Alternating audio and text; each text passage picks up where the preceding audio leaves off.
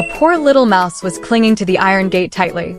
If it was not careful, its life would be in danger. A kind-hearted girl rescued it and took it home. As soon as she got home, the girl quickly gave it a hot bath and fed it food. After a while, it fell asleep on the girl's hand. After waking up, it quickly came to the girl and acted cute.